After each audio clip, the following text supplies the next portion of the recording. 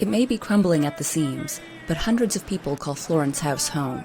The former maternity hospital in Hillbrow, Johannesburg, was built in the 1950s and later transformed into social housing in the early 2000s.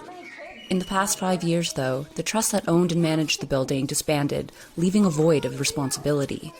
The head of an orphanage based on the second floor has witnessed the resulting decay.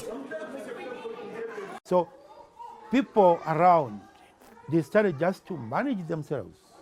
Yes, you see the mess there where people dumping those rubbish because there is no proper management. If someone is throwing garbage there, yes, they don't have someone to restrict them that this you cannot do. The phenomenon of hijacked buildings stems back to an exodus of property owners when the apartheid ended. Criminals often take their place, demanding rent from tenants without providing any upkeep. The problem is exacerbated by a housing crisis. The city has reported that over 450,000 people are registered as in need of homes, meaning tenants in hijacked buildings have no alternative.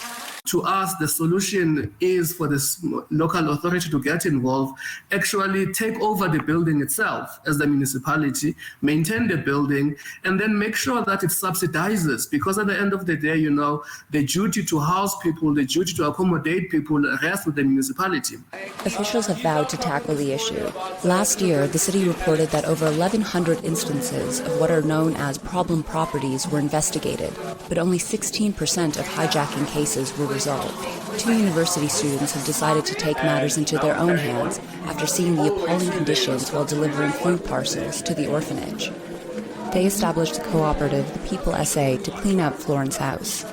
I feel that if everyone keeps on arguing on whose responsibility it is, the job actually never gets done. If it's dirty and you're complaining that it's dirty, just pick up a spade and clean it. You might as well. They've removed tons of trash, and they're in the process of waterproofing the roof and repairing hydrants.